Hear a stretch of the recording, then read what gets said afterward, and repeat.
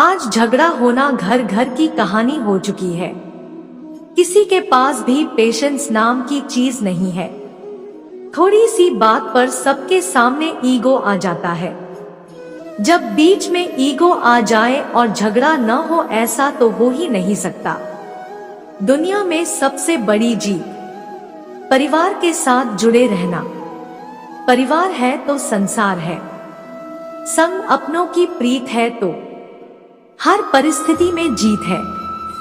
जब छूटे दोस्त छूटे, पर छूटे न कभी परिवार। किसी से हम है और हमसे है परिवार। अपनों ने हमें ज्ञान दिया और अपनों से है हमारा सम्मान। न जाने कितनी बुरी परिस्थितियां आती है, जब परिवार साथ हो तो हर बुरी घड़ी निकल जाती है। अपनों का साथ और खुद पर विश्वास है तो असंभव भी संभव हो सकता है। यह हमारे लिए काफी सारी परेशानियों को लाता है, जिससे हम दूर भागना चाहते हैं। यदि आपके घर में भी बहुत ज्यादा लड़ाई झगड़े होते हैं और आप उन्हें रोकना चाहते हैं, तो इसके लिए आज हम आपको कुछ ऐसे उपाय बताएंगे जिनकी मदद से आप इन्हें रोक पाएंगे।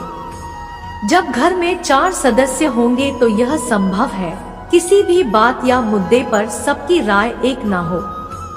मतभेद होना कोई बड़ी बात नहीं है, लेकिन यही मतभेद मनभेद का रूप लेकर झगड़े का रूप धारण कर ले तो बात फिर चिंताजनक हो जाती है।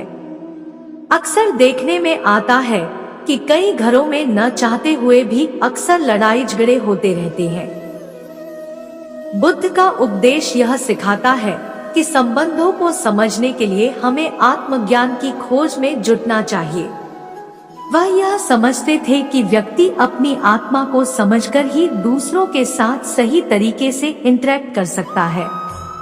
झगड़ों के पीछे का बड़ा हिस्सा यह होता है कि हम अपनी आत्मा को नहीं समझते हैं और इसलिए अपने संबंधों में असमंजस्य उत्पन्न होता है। आखिर परिवार के बीच झगड़ा होने का कारण क्या होता है?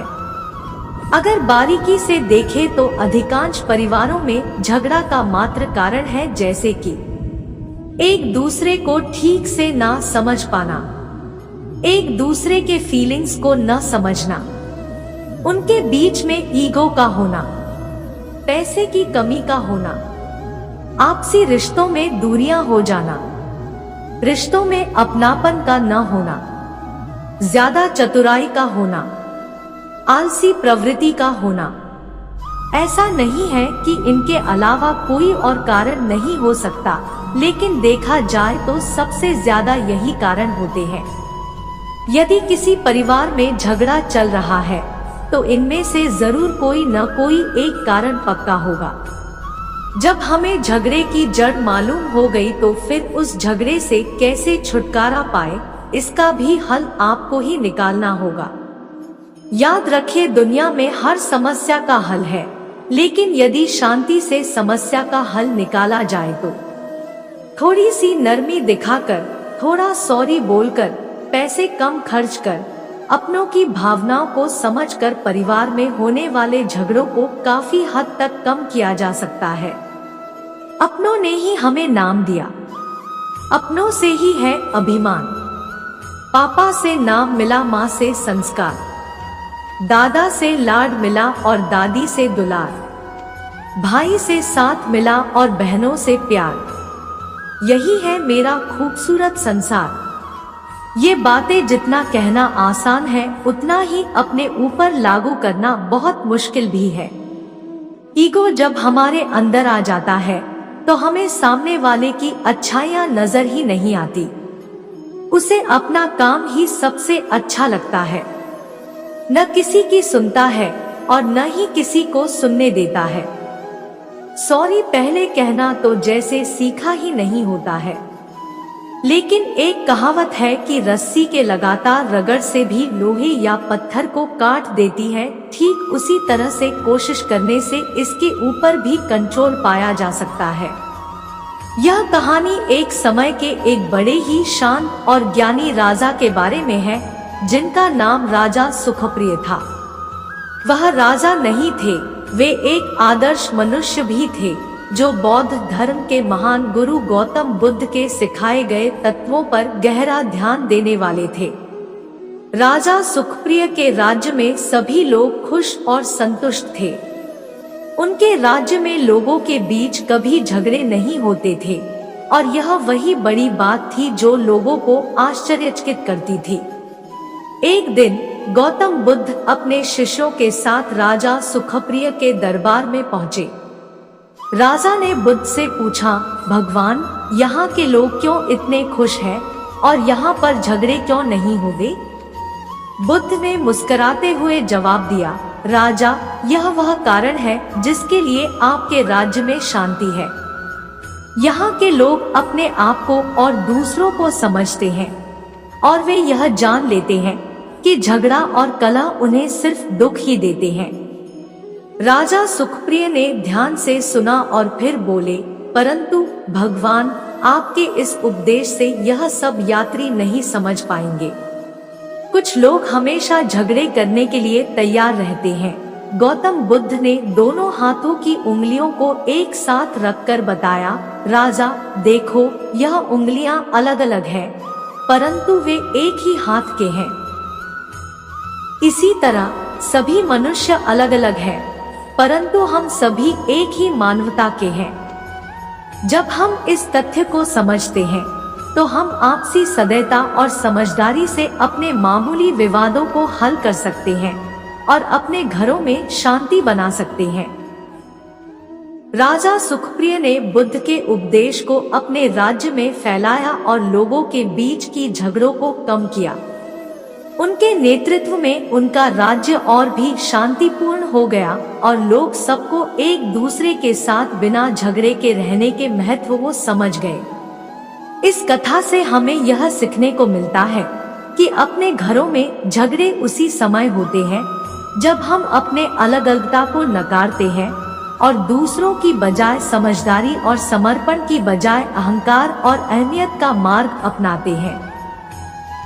बुद्ध के उपदेश से हमें यह याद दिलाता है कि हम सभी मानव हैं और हमें एक दूसरे के साथ समझदारी और सदैता से रहना चाहिए ताकि हमारे घर में हमेशा शांति और सुख हो।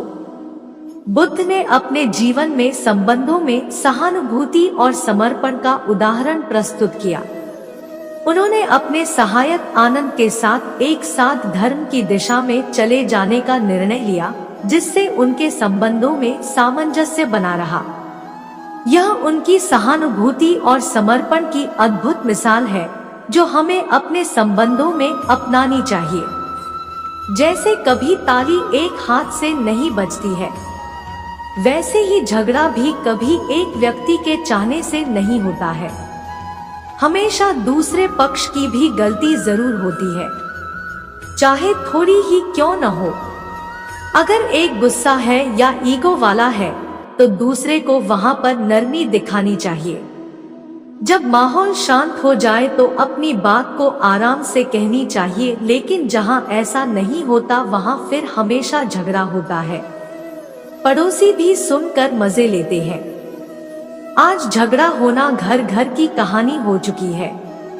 किसी के पास भी पेशेंस नाम की चीज नहीं है। थोड़ी सी बात पर सबके सामने ईगो आ जाता है। जब बीच में ईगो आ जाए और झगड़ा न हो, ऐसा तो हो ही नहीं सकता। दुनिया में सबसे बड़ी जीत परिवार के साथ जुड़े रहना। परिवार है तो संसार है। संग अपनों की प्रीत है तो हर परिस्थिति में जीत है।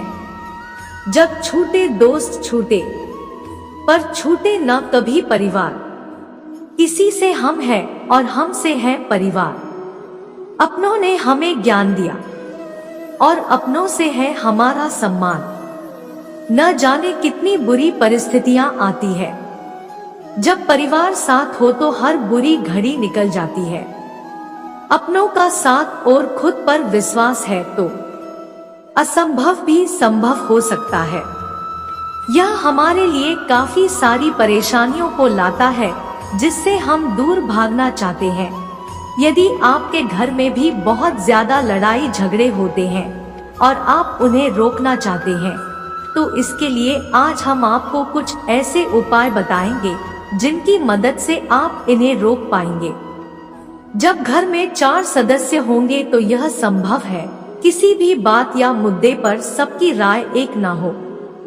मतभेद होना कोई बड़ी बात नहीं है, लेकिन यही मतभेद मनभेद का रूप लेकर झगड़े का रूप धारण कर ले तो बात फिर चिंताजनक हो जाती है। अक्सर देखने में आता है कि कई घरों में न चाहते हुए भी अक्सर लड़ाई झगड़े होते रहते हैं। बुद्ध का उपदेश यह सिखाता है कि संबंधों को समझने के लिए हमें आत्मज्ञान की खोज में जुटना चाहिए। वह यह समझते थे कि व्यक्ति अपनी आत्मा को समझकर ही दूसरों के साथ सही तरीके से इंटरेक्ट कर सकता है। झगड़ों के पीछे का बड़ा हिस्सा यह होता है कि हम अपनी आत्मा को नहीं समझते हैं और इसलिए अपने संबंधों में असमंजस्य उत्पन्न होता है। आखिर परिवार के बीच झगड़ा होने का कारण क्या होता है? अगर बारीकी से देखें तो अधिकांश परिवारों में झगड़ा का मात्र कारण है जैसे कि एक दूसरे को ठीक से ना समझ पाना, एक दूसरे के फीलिंग्स को न समझना, उनके बीच में ईगो का होना, पैसे की कमी का होना, आपसी रिश्तों में दूरियां हो जाना, रिश्तों में अपनापन का न होना, ज्यादा चतुराई का होना, आलसी प्रवृत्ति का होना। ऐसा नहीं है कि इनके अलावा कोई और कारण नहीं हो सकता, लेकिन देखा जाए तो सबसे ज्यादा यही कारण होते हैं। यदि किसी परिवार में झगड़ा चल रहा है तो इनमें से जरूर कोई न कोई एक कारण पक्का होगा। जब हमें झगड़े की जड़ मालूम हो गई तो फिर उस झगड़े से कैसे छुटकारा पाए, इसका भी हल आपको ही निकालना होगा। याद रखिए, दुनिया में हर समस्या का हल है, लेकिन यदि शांति से समस्या का हल निकाला जाए तो थोड़ी सी नरमी दिखाकर, थोड़ा सॉरी बोलकर, पैसे कम खर्च कर, अपनों की भावनाओं को समझकर परिवार में होने वाले झगड़ों को काफी हद तक कम किया जा सकता है। अपनों ने ही हमें नाम दिया, अपनों से ही है अभिमान। पापा से नाम मिला, माँ से संस्कार, दादा से लाड मिला और दादी से दुलार, भाई से साथ मिला और बहनों से प्यार। यही है मेरा खूबसूरत संसार। ये बातें जितना कहना आसान है उतना ही अपने ऊपर लागू करना बहुत मुश्किल भी है। ईगो जब हमारे अंदर आ जाता है तो हमें सामने वाले की अच्छाइयां नजर ही नहीं आती, उसे अपना काम ही सबसे अच्छा लगता है। न किसी की सुनता है और न ही किसी को सुनने देता है। सॉरी पहले कहना तो जैसे सीखा ही नहीं होता है। लेकिन एक कहावत है कि रस्सी के लगातार रगड़ से भी लोहे या पत्थर को काट देती है, ठीक उसी तरह से कोशिश करने से इसके ऊपर भी कंट्रोल पाया जा सकता है। यह कहानी एक समय के एक बड़े ही शांत और ज्ञानी राजा के बारे में है, जिनका नाम राजा सुखप्रिय था। वह राजा नहीं थे, वे एक आदर्श मनुष्य भी थे जो बौद्ध धर्म के महान गुरु गौतम बुद्ध के सिखाए गए तत्वों पर गहरा ध्यान देने वाले थे। राजा सुखप्रिय के राज्य में सभी लोग खुश और संतुष्ट थे। उनके राज्य में लोगों के बीच कभी झगड़े नहीं होते थे और यह वही बड़ी बात थी जो लोगों को आश्चर्यचकित करती थी। एक दिन गौतम बुद्ध अपने शिष्यों के साथ राजा सुखप्रिय के दरबार में पहुंचे। राजा ने बुद्ध से पूछा, भगवान, यहाँ के लोग क्यों इतने खुश हैं और यहाँ पर झगड़े क्यों नहीं होते? बुद्ध ने मुस्कुराते हुए जवाब दिया, राजा, यह वह कारण है जिसके लिए आपके राज्य में शांति है। यहाँ के लोग अपने आप को और दूसरों को समझते हैं और वे यह जान लेते हैं कि झगड़ा और कलह उन्हें सिर्फ दुख ही देते हैं। राजा सुखप्रिय ने ध्यान से सुना और फिर बोले, परंतु भगवान, आपके इस उपदेश से यह सब यात्री नहीं समझ पाएंगे। कुछ लोग हमेशा झगड़े करने के लिए तैयार रहते हैं, गौतम बुद्ध ने दोनों हाथों की उंगलियों को एक साथ रखकर बताया, राजा देखो, यह उंगलियां अलग अलग हैं, परंतु वे एक ही हाथ के हैं। इसी तरह सभी मनुष्य अलग अलग हैं, परंतु हम सभी एक ही मानवता के हैं। जब हम इस तथ्य को समझते हैं तो हम आपसी सदैता और समझदारी से अपने मामूली विवादों को हल कर सकते हैं और अपने घरों में शांति बना सकते हैं। राजा सुखप्रिय ने बुद्ध के उपदेश को अपने राज्य में फैलाया और लोगों के बीच की झगड़ों को कम किया। उनके नेतृत्व में उनका राज्य और भी शांतिपूर्ण हो गया और लोग सबको एक दूसरे के साथ बिना झगड़े के रहने के महत्व को समझ गए। इस कथा से हमें यह सीखने को मिलता है कि अपने घरों में झगड़े उसी समय होते हैं जब हम अपने अलग अलगता को नकारते हैं और दूसरों की बजाय समझदारी और समर्पण की बजाय अहंकार और अहमियत का मार्ग अपनाते हैं। बुद्ध के उपदेश से हमें यह याद दिलाता है कि हम सभी मानव हैं और हमें एक दूसरे के साथ समझदारी और सदैता से रहना चाहिए ताकि हमारे घर में हमेशा शांति और सुख हो। बुद्ध ने अपने जीवन में संबंधों में सहानुभूति और समर्पण का उदाहरण प्रस्तुत किया। उन्होंने अपने सहायक आनंद के साथ एक साथ धर्म की दिशा में चले जाने का निर्णय लिया, जिससे उनके संबंधों में सामंजस्य बना रहा। यह उनकी सहानुभूति और समर्पण की अद्भुत मिसाल है जो हमें अपने संबंधों में अपनानी चाहिए। जैसे कभी ताली एक हाथ से नहीं बजती है, वैसे ही झगड़ा भी कभी एक व्यक्ति के चाहने से नहीं होता है। हमेशा दूसरे पक्ष की भी गलती जरूर होती है, चाहे थोड़ी ही क्यों न हो। अगर एक गुस्सा है या ईगो वाला है तो दूसरे को वहां पर नरमी दिखानी चाहिए। जब माहौल शांत हो जाए तो अपनी बात को आराम से कहनी चाहिए, लेकिन जहां ऐसा नहीं होता वहां फिर हमेशा झगड़ा होता है। पड़ोसी भी सुनकर मजे लेते हैं। जिस प्रकार माला की डोरी टूटने बिखर जाता है मोतियों का हार, उसी प्रकार लड़ाई झगड़ों से बिखर जाता है पूरा परिवार। लड़ाई झगड़े हर रिश्ते में होते हैं यार, पर फिर भी जो साथ निभाए वो कहलाता है परिवार। परिवार से अलग होकर अपना भाग्य जरूर बनाइए, पर परिवार से जुड़े रहकर भाग्यवान बने रहिए। जहां रिश्तों में नहीं होता अहंकार, वहीं होता है परिवार। हमारे बात करने का तरीका बता देता है कैसे हैं हमारे संस्कार। अगर हर इंसान अपनी सोच में रखे सबसे पहले संस्कार, प्यार और परिवार, तो खुशहाल बन जाएगा संसार।